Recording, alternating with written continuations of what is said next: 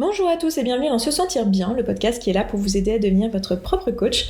Je suis Esther Taïfé, coach certifiée, et dans ce 115e épisode, on va parler de biais cognitifs et en particulier, on va parler du biais de confirmation et de deux autres biais qui s'en rapprochent très fortement puisque nous sommes dans le 115e épisode et que vous le savez, depuis le 110e épisode, eh bien tous les 5 épisodes, on va parler des biais cognitifs. Les biais cognitifs, c'est un sujet qui est hyper important parce que dans notre volonté de comprendre notre cerveau, de comprendre comment on fonctionne et comment fonctionnent nos émotions, d'où ça vient et apprendre à se sentir bien et avoir une vie qui est en accord avec qui on est, avec nos valeurs, etc. Ça va être important de comprendre justement l'existence des biais cognitifs.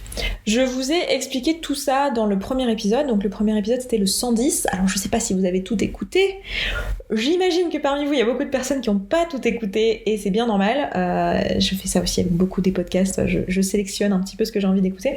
Mais si vous n'avez pas écouté l'épisode 110, je vous renverrai cet épisode-là. Je ne vais pas réexpliquer aujourd'hui ce qu'est un biais cognitif, pourquoi notre cerveau fait ça, quel est l'impact dans notre vie et pourquoi on s'y intéresse aujourd'hui et dans une série de podcasts ici sur Se Sentir Bien.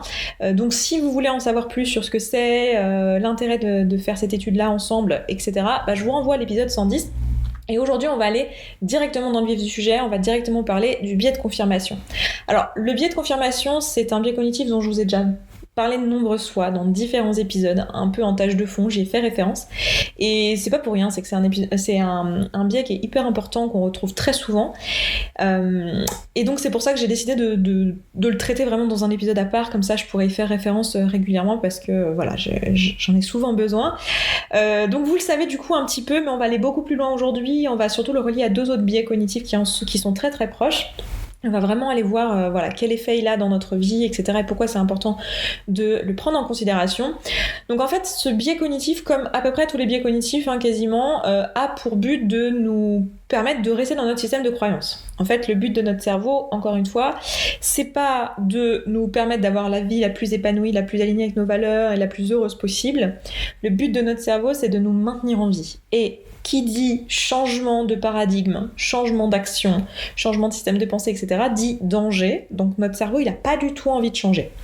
Donc le but de notre cerveau, ça va être de nous garder dans notre système actuel, de surtout pas nous emmener en dehors de notre zone de confort, de surtout pas remettre en question ce qu'on sait déjà. Et donc le biais de confirmation, il sert vraiment à ça. Et ça, c'est quelque chose qu'on va retrouver tout le temps quand on fait des modèles de Broca-Castillon ensemble, lorsqu'on regarde avec cette grille de lecture notre système de pensée actuel et l'effet que ça a sur notre vie. Vous avez pu remarquer qu'à chaque fois, nos actions créent un résultat qui valide notre pensée de départ. C'est ce qu'on appelle la prophétie autoréalisatrice, ou c'est tout simplement le système de fonctionnement de notre cognition. Et les biais cognitifs, c'est juste une autre façon d'expliquer ce système de fonctionnement.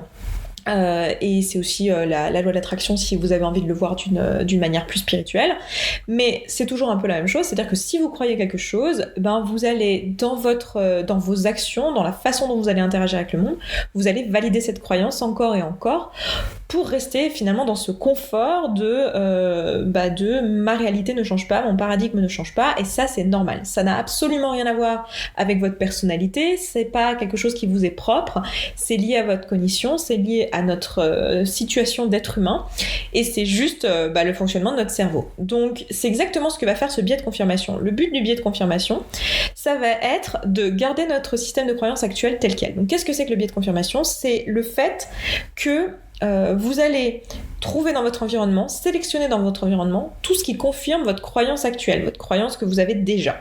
Donc l'exemple basique qu'on aime bien donner dans ce cas-là et que je vais vous redonner ici parce que c'est vrai qu'il est pertinent, c'est l'exemple de votre journée où vous avez décidé qu'aujourd'hui c'était une mauvaise journée, que vous avez commencé du mauvais pied. Et tout dans votre journée va venir confirmer ça. Donc ça commence par le réveil a mal été programmé, du coup il n'a pas sonné, et du coup je me réveille en retard. Je m'aperçois que je me réveille en retard et là je me dis oh là là, la journée commence mal. Super, dans la précipitation, je fais tomber mes lunettes en essayant de les attraper, je marche dessus avec mes pieds, en me levant, avec mes pieds bien sûr, c'est important de marcher avec ses pieds, très très très important, pardon. Donc je me lève, j'écrase mes lunettes et là je me dis bah ouais c'est une mauvaise journée, bon je me dépêche, je vais dans ma salle de bain, j'allume la lumière pour prendre ma douche et là l'ampoule pète et là je me dis bah oui, c'est une mauvaise journée aujourd'hui. Je vais dans ma voiture précipitamment, j'ai du mal à démarrer, je me dis ah non s'il te plaît j'ai déjà une mauvaise journée aujourd'hui, il manquerait plus que ça. La voiture a du mal à démarrer, je me dis c'est juste parce que c'est une mauvaise journée, ça va passer. Je prends ma voiture, je sors, je vais sur la route et là j'ai le feu rouge et je me dis mauvaise journée aujourd'hui, tout est contre moi aujourd'hui, je le savais, j'arrive au boulot, je m'aperçois que j'ai oublié, je sais pas, un dossier qui était important et je me dis bah oui c'est une mauvaise journée aujourd'hui, et ainsi de suite, ainsi de suite. Je vais pas vous le faire jusqu'à la fin de la journée, mais on peut jouer à ça pendant toute la journée. Donc en fait, ce que fait votre cerveau ici, c'est que vous lui avez dit dès le matin, aujourd'hui c'est une mauvaise journée, c'est la croyance que vous aviez, vous l'avez vraiment cru, hein, genre quand vous vous êtes réveillé, que vous êtes dit oh mon dieu ça commence mal, le réveil n'a pas sonné, vous pensez vraiment que c'est une mauvaise journée, et du coup votre cerveau il dit ok, c'est ça qu'on croit, bon on va te confirmer ça toute la journée, t'en fais pas, on s'en charge, on va surtout pas changer de ce système de pensée. Et du coup, toute la journée, vous avez des choses qui viennent confirmer ça. Alors qu'en réalité, votre cerveau, là, il fait juste une sélection. C'est-à-dire qu'il y a plein de choses très bien. Peut-être que ce jour-là, vous avez appris que vous avez obtenu le prêt pour l'appartement. Peut-être que ce jour-là, vous avez obtenu que votre fille a eu son permis de conduire. Peut-être que ce jour-là, vous avez, je sais pas, j'en sais rien, il vous est arrivé un truc cool, genre... je sais pas, vous avez retrouvé un objet que vous cherchiez depuis longtemps, peut-être que ce jour-là vous avez appris que votre sœur finalement allait être de la partie à Noël alors qu'à la base elle pensait pas pouvoir venir, peut-être que ce jour-là vous avez appris plein de choses positives, mais ce que vous avez retenu, ce que votre cerveau a retenu, parce que c'est pas vous personnellement en tant qu'individu, hein, mais ce que votre cerveau a sélectionné, c'est tout ce qui validait la pensée de départ qui était « je passe une mauvaise journée aujourd'hui ». Donc déjà dans un premier temps on peut voir en quoi ça peut être intéressant de se rendre compte de ça, d'avoir conscience de l'existence de ce biais de confirmation, parce que on voit que ça nous fait pas avoir une vision objective sur les choses qui nous arrivent dans notre quotidien, et en plus de ça comme c'est pas objectif et que notre cerveau a en plus un autre biais cognitif dont on parlera peut-être dans un épisode à un moment donné juste dédié à ça, qui est le biais de négativité. C'est-à-dire qu'on a tendance à plus facilement reconnaître ce qui se passe mal que ce qui se passe bien. Ça, c'est aussi pour nous protéger. Hein. Le cerveau veut voir le danger avant de voir tout ce qui va bien. Ça nous sert plus, a priori, à long terme, de voir d'abord le danger. Et on va avoir ce biais de confirmation qui va venir facilement, finalement, valider quelque chose de négatif dans notre journée. Plus facilement que quelque chose de positif. Du coup, on va avoir tendance au pessimisme, en fait. C'est quelque chose qui est très couramment répandu. Je suis sûre que vous connaissez des gens dans votre entourage qui sont comme ça, où ça fait des années qu'ils sont dans une espèce de boucle négative dans leur tête, de tout va mal, la société va mal, la politique va mal, ma journée ça va pas du tout, personne ne m'aime, enfin bref, tout va mal. Et une bonne partie de la raison de ça, c'est qu'à un moment donné, ils ont eu cette croyance qui a été validée, et plus le temps passe, plus on valide cette croyance de manière très très forte, en fait. Plus on l'a validée, revalidée, plus ça devient quelque chose qui, pour notre cerveau, ressemble à la réalité, en fait. On ne fait plus la différence entre le fait que c'est juste une pensée et notre réalité. On ne fait plus la distinction entre circonstance et pensée. Ça, on en a parlé dans l'un des tout premiers épisodes. Si vous ne l'aviez pas écouté, je vous y renvoie. Ça doit être peut-être le deuxième, voire... c'est peut-être même... Oui, je pense que c'est le deuxième épisode. On en a parlé vraiment très très vite dans le podcast. Mais c'est l'une des choses qui nous arrive le plus souvent, c'est de ne pas réussir à faire cette distinction entre la réalité et ce qu'on pense. C'est-à-dire que nous, on croit ce que nous raconte notre cerveau, parce que il nous l'a tellement validé. Je veux dire, si on s'est dit, moi, je suis pas quelqu'un qui a de la chance, je suis quelqu'un qui a la shkumun dans ma vie, je me le suis tellement répété, et je le crois tellement fort que mon biais de confirmation, il a fait, ok, pas de problème, on se valide ça. Et du coup, j'ai plein de preuves, en fait. Et ces preuves, elles sont vraiment tangibles, hein, elles sont vraiment là. Il m'est vraiment arrivé d'être bloqué au feu rouge. La lumière de la salle de bain a vraiment cassé ce matin-là. J'ai vraiment écrasé mes lunettes avec mes pieds, donc, hein, important, en marchant dessus avec mes pieds, pas avec mes mains. Voilà, ça m'est vraiment arrivé, quoi. Donc, du coup, j'ai vraiment des choses tangibles pour valider cette croyance. Et donc, je me dis, oui, écoute Esther, tu peux pas ignorer que j'ai pas de chance dans ma vie. Et ça, on le fait tout le temps, et ça va de même pour des croyances plus positives même, ou des choses juste à propos de nous, genre je suis pas du matin, ça c'est quelque chose que je vous donne souvent en exemple, mais je ne peux pas perdre de poids, je suis quelqu'un qui peut pas perdre de poids. Voilà, si j'ai cette croyance là, qu'elle est ancrée, que je me suis dit je suis quelqu'un qui ne peut pas perdre de poids, les régimes ça ne marche pas sur moi, et je vais tout faire pour valider cette croyance. Et du coup, dans mes actions en fait, je vais tout faire pour valider cette croyance. C'est-à-dire que par exemple, si je me dis les régimes ne marchent pas sur moi, je vais me sentir totalement impuissante. L'émotion que je vais générer, c'est de l'impuissance. Du coup, quand je suis impuissant, qu'est-ce que je fais ? Rien, parce que si je crois que ça dépend pas de moi et que c'est immuable et que je peux rien faire, je vais pas être dans une posture où je vais être proactive. Et du coup, si je suis pas dans la proaction, si je suis laxiste au niveau de mon alimentation, que je me dis que ça sert à rien, que je suis découragée avant même d'avoir commencé, je vais pas vraiment m'impliquer dans une façon de manger qui soit plus saine, ou dans une routine de sport, ou dans une routine d'amour de moi, de sommeil, de toutes les choses qui me seraient utiles pour pouvoir perdre du poids durablement. Je vais pas faire tout ça vraiment sincèrement et vraiment avec implication. Du coup, le résultat, c'est que je vais valider ma pensée de départ, comme le veut mon cerveau, qui est que c'est impossible pour moi de perdre du poids et que les régimes sur moi, ça ne marche pas. Donc ça va être vraiment important pour nous de reconnaître l'existence de ce biais-là pour juste se rendre compte des aspects de notre vie où en fait on a des croyances qu'on valide continuellement et des aspects de notre vie où en fait on a des informations que l'on trie et qu'on ne voit même pas et surtout que en fait ça nous dessert parce que ça nous fait pas prendre des bonnes décisions, ça nous fait pas nous sentir bien de manière générale parce que très souvent du coup on est coincé dans notre système de croyances sans voir de possibilité d'en sortir. Donc ça va être vachement important de comprendre ça.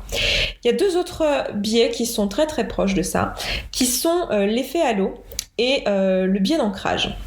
L'effet halo, ça va être le biais selon lequel en fait on va essayer de confirmer notre première impression. C'est-à-dire qu'on a une première impression qui est tout à fait normale, c'est-à-dire qu'en tant qu'être humain, c'est ce qui fait notre essence d'être humain, en tout cas selon ma vision des choses, c'est notre capacité à juger du beau, du laid, du bien, du mal, du juste, de l'injuste, c'est-à-dire notre capacité de jugement, en fait, de jugement moral. Pour moi, c'est ce qui fait la différence entre les êtres humains et les autres animaux, c'est le fait d'avoir cette notion de moralité. Donc, quand on voit quelqu'un pour la première fois, on va avoir un jugement. C'est pas forcément quelque chose de négatif, c'est pas... on a tendance dans notre société à trouver que c'est mauvais d'avoir un jugement, mais on en a forcément un, c'est lié à notre humanité. Si vous arrivez dans une pièce pleine de monde, ou c'est une soirée à laquelle vous avez été invité, vous allez regarder les gens et vous allez avoir une première impression, vous allez vous dire « Ah tiens, j'aime bien sa robe, ah tiens, elle a un grand nez, ah tiens, mais ses dents, il y a un problème, ah tiens, mais j'aime bien sa couleur de cheveux, ah tiens, j'aime bien son vernis, oh là là, ses ongles, ils sont trop longs. » Je vais forcément avoir une pensée comme ça dans ma tête qui est automatique, qui est un jugement. Après, la question c'est qu'est-ce que j'en fais ? Est-ce que je le crois ? Et est-ce que je m'en sers pour être quelqu'un qui vit selon ses jugements et qui ne regarde pas plus loin, ça c'est autre chose, mais j'ai forcément un jugement. Et donc, imaginons, donc là, dans le cadre de l'effet halo, j'ai un jugement sur quelqu'un, comme ça, qui est une première impression sur quelqu'un, donc admettons, dans cette fameuse soirée, je suis dans un super immeuble haussmannien, magnifique dans Paris, avec des moulures, etc., donc dans un quartier plutôt bourgeois, et je rentre dans cet appartement, et je vois une personne au fond de la pièce, qui est habillée avec un pantalon à pince, une petite chemise qui a l'air d'être dans un tissu un peu raffiné, un peu cher, et des petits mocassins. Et moi, ma première impression dans ma tête, c'est « Ah, c'est un bourgeois. Ah, c'est un bourgeois, il est certainement du quartier. Ah, c'est un bourgeois, il est certainement du quartier. » Et puis après, je vais lui parler pour la première fois, donc on me le présente, on me dit « Ah tiens, t'as déjà rencontré Paul-Henri ?» Et là, j'entends Paul-Henri, je me dis « Bah oui !» Mon effet halo, mon biais de confirmation qui est là, donc qui va confirmer ma première impression. Donc la différence avec un biais de confirmation, ça englobe tout si vous voulez. C'est pas forcément juste votre première impression. Ici, ça va être ma première impression. Je vais valider, je vais me dire bah oui, forcément, c'est un bourgeois. Évidemment qui s'appelle Paul-Henri. Par contre, le fait qu'on m'ait dit 5 minutes avant, en le présentant, ou au cours de la conversation, qu'en fait il est au chômage en ce moment, et que il sait pas quoi faire de sa vie, qu'il recherche un appart, ça j'ai oublié. Parce que ça confirme pas le fait que c'est un bourgeois, pour mon esprit. Du coup, mon esprit va juste retenir son nom. Et puis mon esprit va continuer comme ça, avec des stéréotypes. En général, c'est basé sur les stéréotypes. C'est pour ça qu'on n'aime pas du tout se rendre compte qu'on a des biais de confirmation, l'effet halo et tous ces effets-là, parce que je pense que la plupart d'entre nous, surtout si on est sur ce podcast, on essaye d'être des êtres humains qui ne jugeons pas, qui essayent d'être à l'écoute, de comprendre le monde, de comprendre la différence entre les gens, d'essayer de s'affranchir de tout ça. Donc notre ego a pas super envie de s'en rendre compte. Mais en réalité, c'est quand même ce qui se passe à ce moment-là, parce que c'est juste le fonctionnement de notre cerveau qui essaye d'être efficace, encore une fois, de garder son système de croyance, et certainement pas, ça dit rien à propos de nous, hein. Si vous avez ce genre de choses, de stéréotypes ou de choses comme ça ne dit rien à propos de vous. C'est basé sur toute votre perception des choses, qui est basée sur des années et des années de sociabilisation où vous avez associé des choses à d'autres, et là, en l'occurrence, associer des mocassins à la bourgeoisie, etc. Et donc, là, en plus, ça va continuer tout au long de la soirée, c'est-à-dire qu'au moment où il va sortir son iPhone 11 tout neuf de sa poche, c'est pareil, là vous allez dire ah oui, bah oui, confirmation, cette personne est un bourgeois. Voilà, donc vous avez un peu compris l'idée. Et ensuite, l'autre biais de confirmation qui est pas très loin de l'effet halo, c'est le biais d'ancrage. Ce biais d'ancrage, c'est le fait de se créer encore une fois une idée de départ sur quelqu'un ou sur quelque chose. C'est souvent utilisé dans la communication autour de marques, par exemple.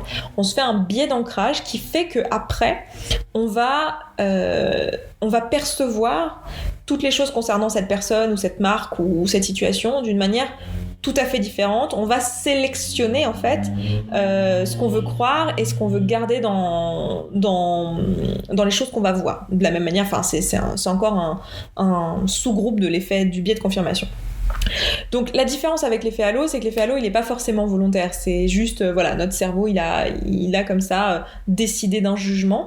Alors que le biais d'ancrage, ça va vraiment être un ancrage qui généralement est fait volontairement par quelqu'un. Donc par exemple, typiquement, vous avez quelqu'un qui vient sur scène pour parler, pour discuter d'un truc, la personne qui va le présenter va faire un biais d'ancrage. Elle va dire, je vous présente telle personne, c'est un médecin reconnu, il a écrit 3 livres, il a eu le diplôme de machin, le prix de bidule,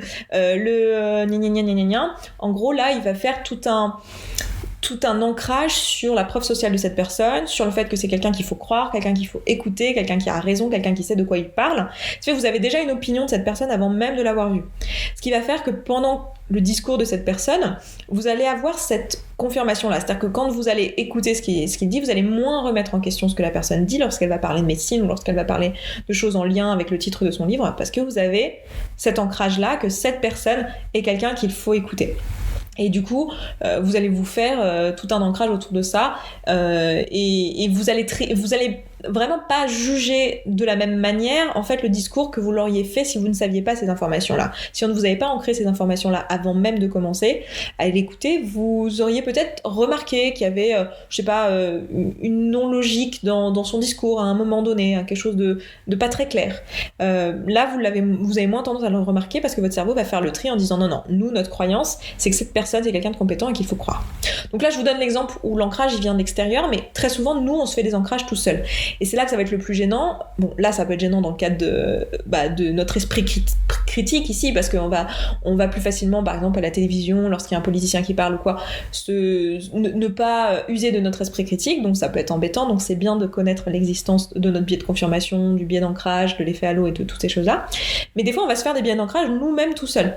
J'aime bien se donner cet exemple, mais c'est un exemple qu'on a certainement tous plus ou moins vécu, c'est quand on a remarqué quelque chose dans notre boulot, par exemple, qui ne nous convenait pas. Par exemple, on est salarié, puis on s'aperçoit que, en fait, on se plaît pas dans notre boulot, que ça va pas du tout. Et quand on se pose la question pourquoi, le truc qui va nous venir, c'est par exemple, donc ça peut être autre chose, mais ce sera certainement, il y a certainement une chose qui domine, ce sera par exemple le fait que les tâches sont répétitives et que nous, ça ne nous convient pas, qu'on voudrait un boulot un peu plus créatif, avec des choses variées, avec peut-être des choses un peu plus intellectuelles, peut-être qui demandent un peu plus de réflexion et qui soient plus stimulantes intellectuellement que remplir un tableau Excel de manière répétitive comme on est en train de le faire. Et du coup, on s'est ancré ça, c'est-à-dire qu'on s'est fait un biais d'ancrage avec ça en se disant, moi ce qui va pas dans ce boulot, c'est les tâches répétitives. Donc, comme on s'est ancré ça, déjà on va voir plus que ça, c'est-à-dire qu'à chaque fois qu'on va aller au boulot, à chaque fois qu'on doit faire quelque chose de répétitif, c'est ça qui va nous saouler le plus, alors que peut-être il y a d'autres choses qui nous conviennent pas dans ce boulot, ou au contraire, il y a des choses qui nous conviennent tout à fait, mais on ne les voit pas. Notre cerveau va faire en fait cette sélection-là, en fait. Et le problème, c'est que quand on va vouloir prendre la décision de quitter cet emploi et d'en chercher un autre, et en fait on va se focaliser sur cette chose-là, sur le fait qu'il nous faut pas quelque chose de répétitif, qu'il nous faut quelque chose qui soit intellectuellement stimulant, au point d'en oublier en fait tous les autres facteurs. Donc ça c'est quelque chose qui arrive assez souvent, c'est-à-dire qu'en fait on va par exemple oublier le fait que c'est pas la seule chose qui est importante pour nous, que nous en fait par exemple être à la tête d'un projet comme on pouvait l'être dans cet ancien boulot même si les tâches étaient répétitives, en fait c'est quelque chose d'important pour nous. Peut-être que ne pas être dans un open space c'est quelque chose d'important pour nous. Peut-être qu'avoir une certaine flexibilité sur les horaires c'est aussi quelque chose qui est important pour nous. Et tout ça, on l'a pas vu parce qu'on était focalisé sur cette chose qui était la non-répétitivité des tâches, parce qu'on s'est fait de soi-même un ancrage là-dessus. Et ça va nous arriver très souvent dans les relations, dans le choix de l'endroit où on veut vivre, dans le choix du boulot. C'est-à-dire que notre cerveau ici veut être efficace, il veut pas... En fait, c'est encore une fois quelque chose que je vous expliquais dans le premier épisode, mais qui est le manque de capacité de notre cerveau à emmagasiner toutes les informations à notre disposition. Du coup, il va choisir en fait certaines informations à regarder. Et ici, avec cet ancrage-là, on a choisi qu'une seule information, alors qu'en réalité, il y aurait plein de choses à prendre en compte. Et pour lui, c'est trop de travail de trier priorités et de savoir qu'est-ce qui serait important. Du coup il va avoir tendance à juste se focaliser sur une chose. Donc c'est là que ça va être important pour nous de se rendre compte de ces effets-là, parce que on serait plus susceptible de prendre un mauvais choix au niveau de l'emploi, par exemple, parce que là, par exemple, on quitterait cet emploi-là pour en prendre un qui est moins répétitif, puis en fait, une fois qu'on serait dans celui-là, on se rendrait compte que mais en fait, on est dans un open space et nous, ça nous convient pas du tout, et ça va être super important, du coup, on va chercher un autre boulot qui soit absolument pas dans un open space, et ainsi de suite, et en fait, on va passer notre temps à changer de boulot. J'exagère un peu parce que normalement on apprend un peu et on comprend qu'en fait on a besoin de plusieurs choses, mais vous voyez un petit peu le risque ici, qui est de se faire un ancrage sur quelque chose qui est en fait pas forcément le truc le plus pertinent, que ça soit donc dans ce qu'on pense des gens, mais aussi dans ce qu'on pense des situations, comme ça peut être le cas ici.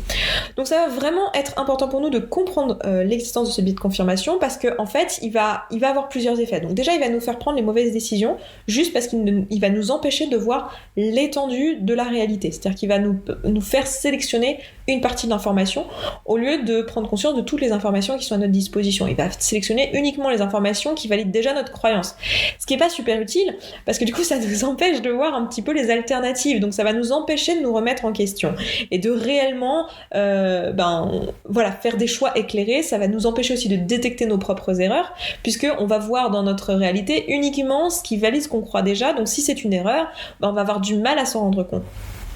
L'autre chose, c'est que ça peut être aussi très désagréable d'avoir ce biais de confirmation, surtout s'il est associé à un biais de négativité, parce qu'on peut se retrouver finalement à pas se sentir bien, à être plutôt malheureux et plutôt avoir un esprit négatif, voire un certain pessimisme, juste parce qu'on s'est créé un biais de confirmation qui valide encore et encore de manière un peu comme un cercle vicieux, finalement des croyances qu'on a à propos de nous ou à propos du monde.